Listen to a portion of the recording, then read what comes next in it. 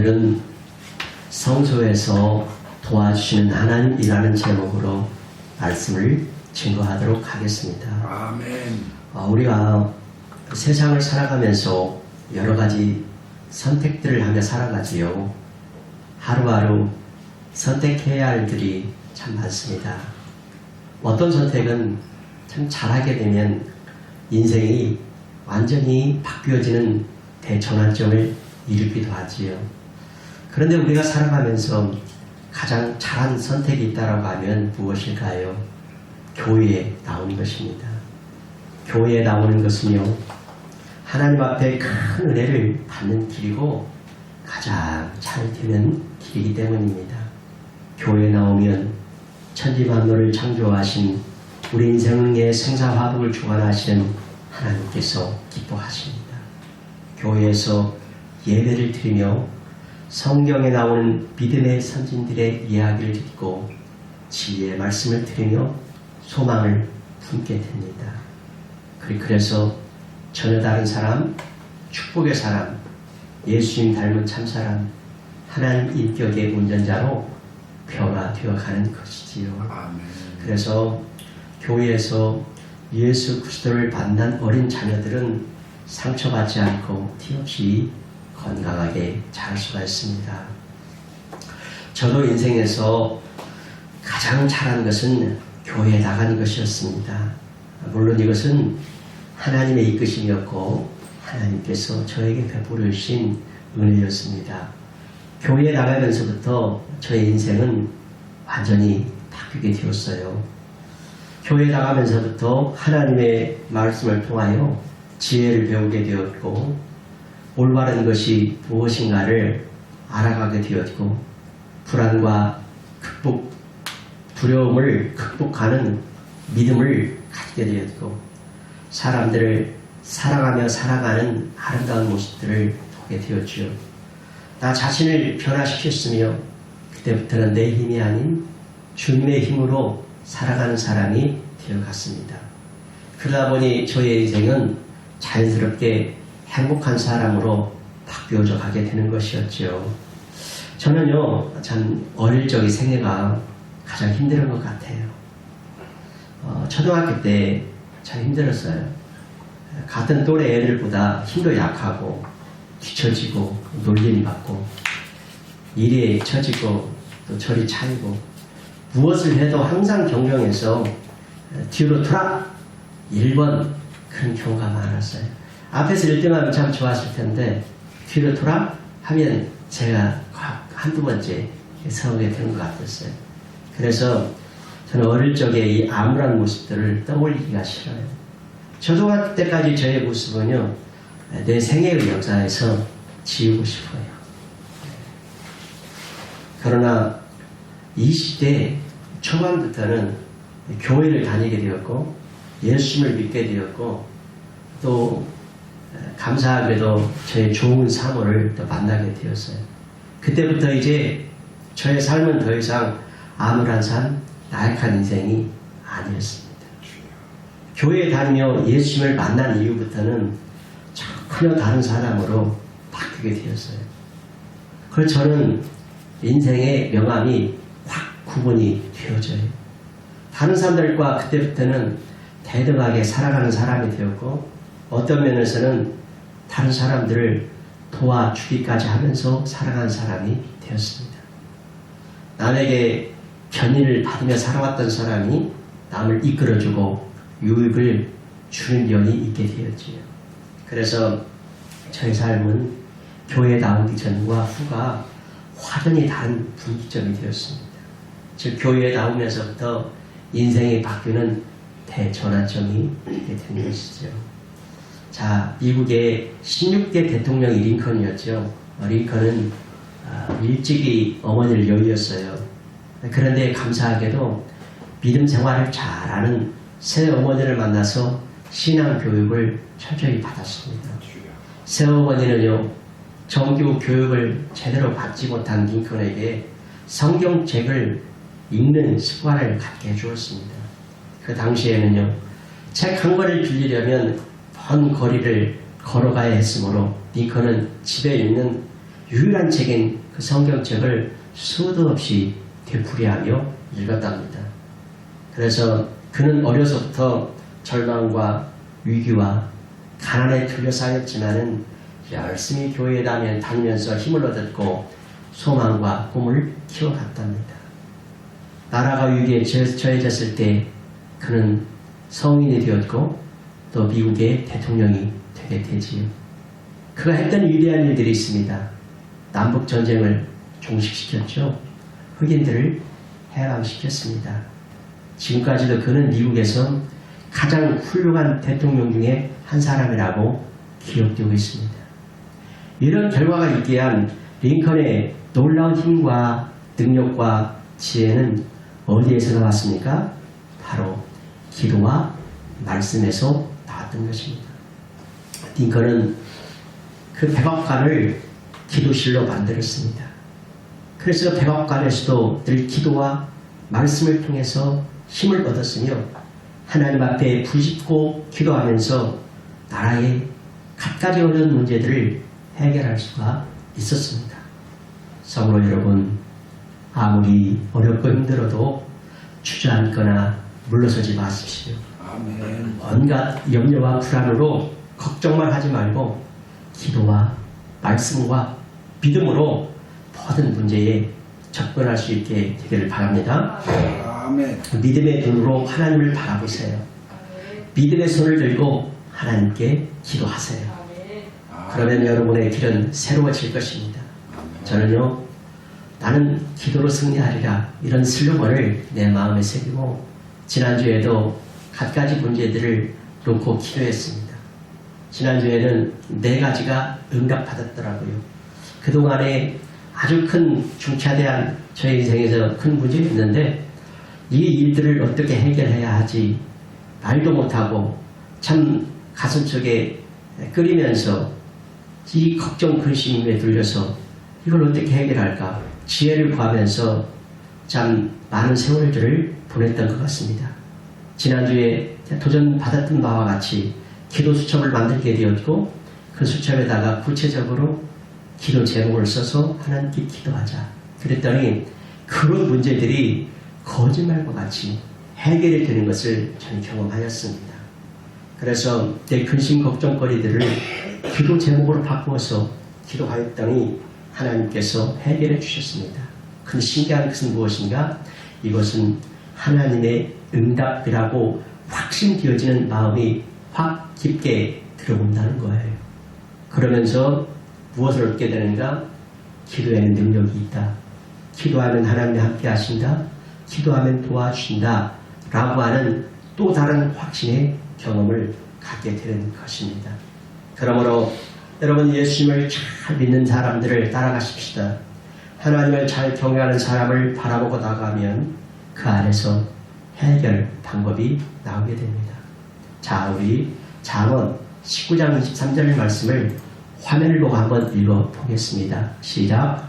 여호와를 경외하는 것은 사람으로 생명에 이르게 하는 것이다. 경외하는 자는 족하게 지내고 재앙을 당하지 아니하느니라. 아멘. 여기 경외라고 하는 뜻이 무엇이냐면 영어로 fear라고 하는데 두려움이라고 해석이 되어집니다. 무슨 말이냐? 하나님을 두려운 존재로 의식하고 공경하며 사는 것을 경외라고 해요. 여러분, 하나님 두려워하는 사람이 있고 두려워하지 않는 사람이 있습니다. 하나님을 아는 사람들은 두려워하게 되지요. 하나님께서 생사화복이 하나님의 손에 달려있고 주신 자도 하나님이시고 취하신 자도 하나님이시고 우리를 일으켜 세우시는 분도 하나님이시고 낮은 대로 곤두박질 치게 하시는 분도 하나님이시기 때문에 하나님에 대해서 아는 사람들은 두려워하게 되지요. 그래서 경외하는 믿음을 가지고 살아갑니다. 하나님을 경외한다라고 하는 것은 뭐냐? 두려운 존재로 의식하고 공경하는 것을 말해요.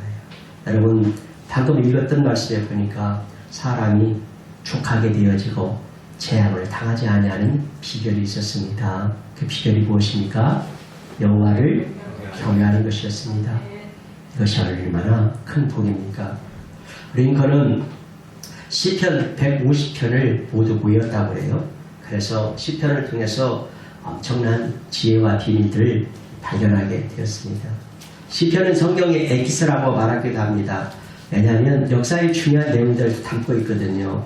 역사는 또 교훈이라고 그러는데 그 많은 교훈들이 시편에 담겨 있어요. 그래서 시편을 통해서 자신의 잘못된 부분들을 발견하게 되고 문제를 극복하게 되는 거예요. 시편은 연약한 우리 인간이 세상을 살아가면서 시험과 고난을 당할 때 성전을 사랑하고 주님께 기도하면 주님께서 도와주신다라는 내용입니다. 끊임없이 의뢰주시기를 원하시며 도와주시기를 원하시는 사랑의 하나님이 시편 전체에 나타나 있습니다. 여러분, 사람들이요 지식이 아무리 많아도 그것이 능력이 될 수 없습니다. 우리의 가슴을 뜨겁게 하거나 우리의 인격을 건강하게 만들 수는 없습니다. 오히려 항상 긴장하게 하고 불안하게 만드는 것이 지식이지요. 그러나 하나님을 경외하는 믿음은 우리의 영혼을 시냇가에 심은 나무와 같이 풍성하게 만들어줍니다. 우리의 삶을 올바르고 행복하게 해주는 줄 믿습니다. 무엇이요? 하나님을 경외하는 믿음이 그렇게 만들어줘요. 우리 시편 말씀을 통하여서 한번 확인해 볼까요? 시편 34편 9절과 10절 말씀 제가 읽겠습니다. 너희 성도들아 여호와를 경외하라. 그를 경외하는 자에게는 어떻다고요? 부족함이 없도다. 젊은 사자는 궁핍하여 줄지라도 여호와를 찾는 자는 모든 좋은 것에 부족함이 없다. 여러분, 동물의 왕 중의 왕이 사자인데 사자가 궁핍하는 일이 있을까요? 그런 사자가 궁핍하여 줄이는 일이 있을진데 여호와를 찾는 자는 모든 좋은 것에 부족함이 없다라고 말씀하거든요. 그러므로 여호와를 경외하는 믿음이 얼마나 좋은 것입니까? 또 한 말씀 더 확인해 보지요. 시편 128편 1절과 2절입니다. 여호와를 경외하며 그의 길 걷는 자마다 복이 있도다. 2절 얘가 내 손이 수고한 대로 먹을 것이라 내가 복되고 형통하리로다. 여기 참 손이 수고한 대로 먹고 산다라고 하는 것이 복이라고 합니다. 어떤 사람은 애쓰고 힘쓰고 땀을 많이 흘리며 열심히 살아가지만 자기가 노력한 만큼 수고한 만큼 다 먹지 못하고 살아가는 사람들을 보게 되어지면 내 수고한 대로 소산이 있게 되었다라고 하는 것은 큰 복입니다. 여기 보니까 형통이라고 하는 단어가 눈에 띕니다. 여러분, 통통통의 이 축복에 대해서 혹시 들어보신 적 있습니까?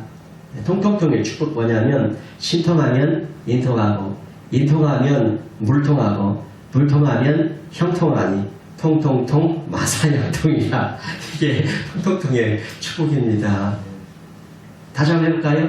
신통하면 인통하고 인통하면 물통하니 물통하면 다시 제가 틀렸습니다. 신통하면 인통하고 인통하면 물통하고 물통하면 형통하니 통통통통 마사형통이라. 이게 통통통의 축복입니다.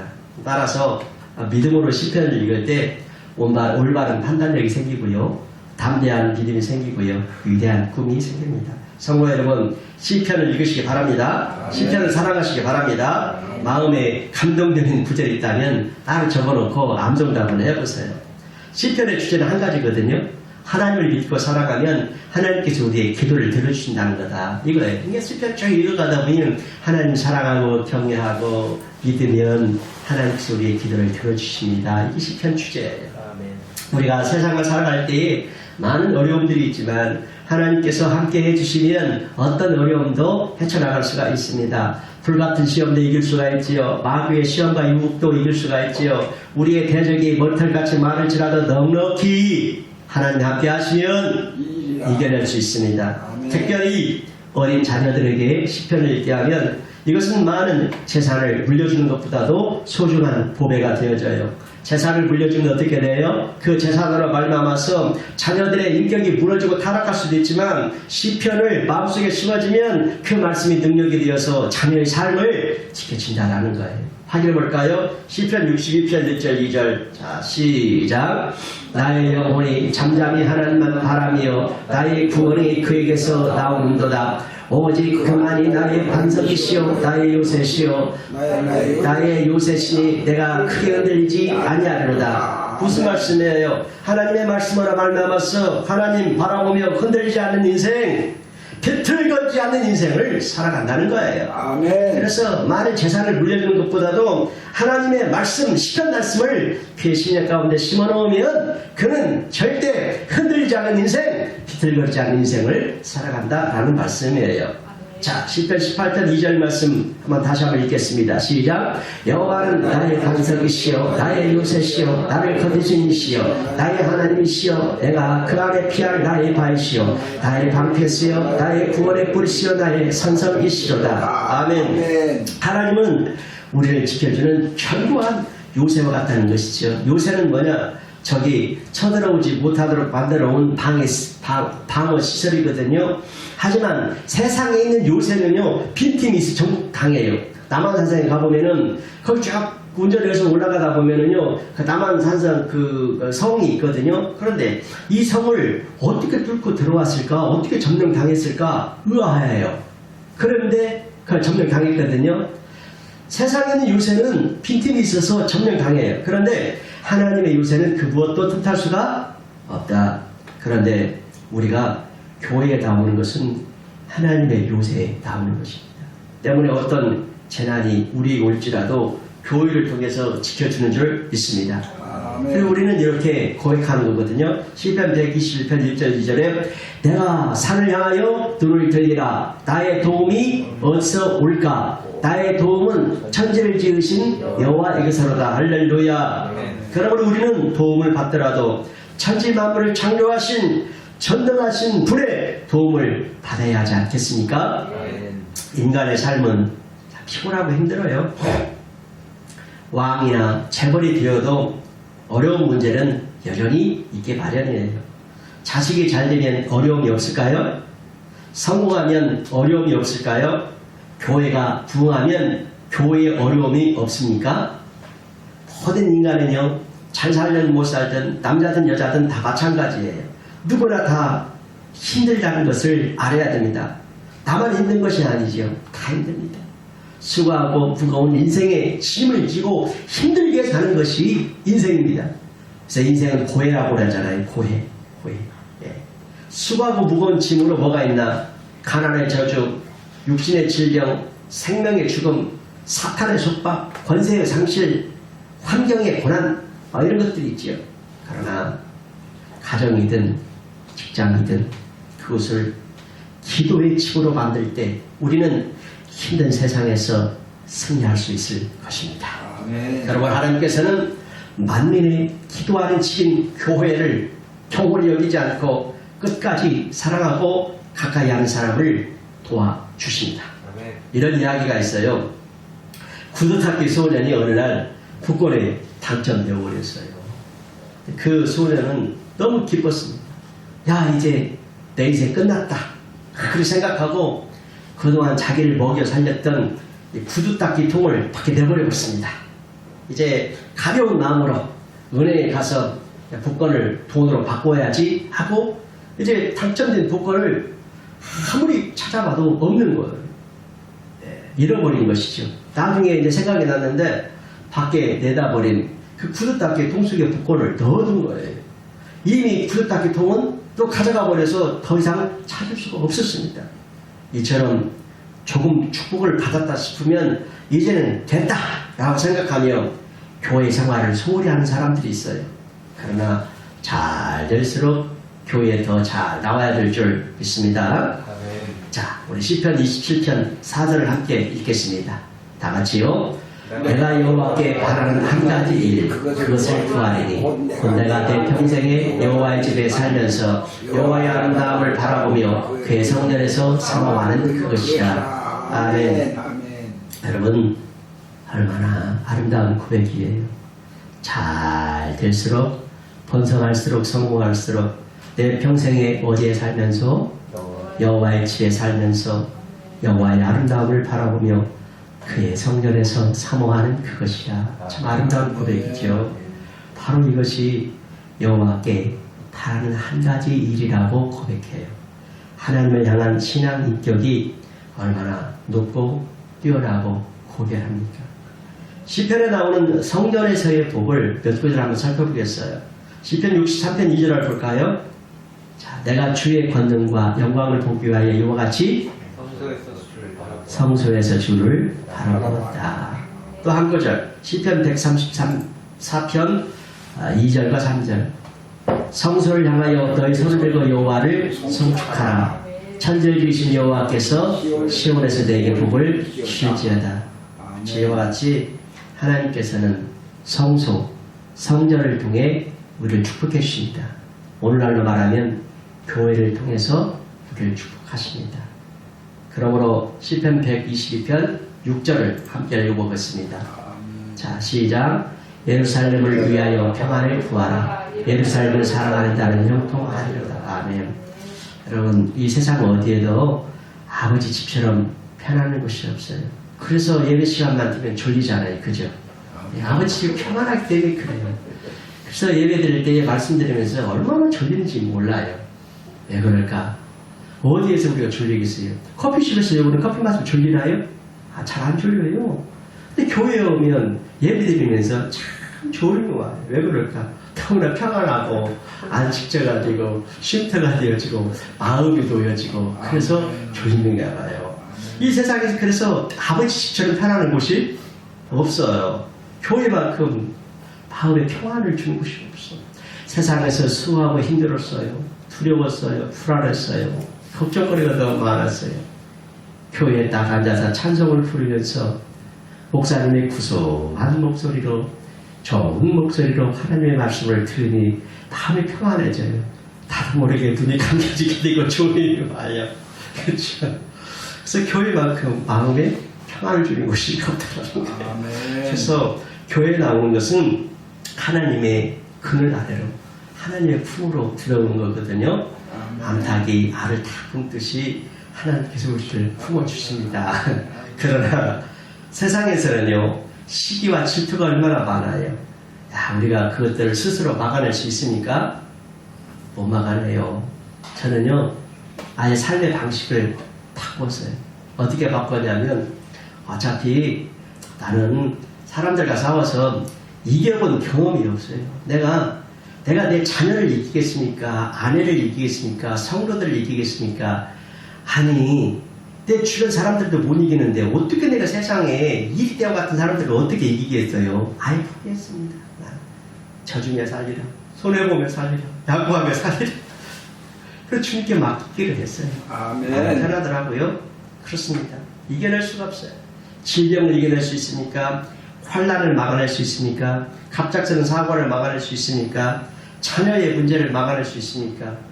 우리의 힘으로 돼야 안 돼요? 안 되죠. 안 됩니다. 하나님이 지켜주시고 도와주시고 해결해 주셔야 되는 것입니다. 지난주에 우리 한국교회에서 참 내노라 하는 그 기도원을 원장님이신 그분이 돌아가셨다고 그러네요.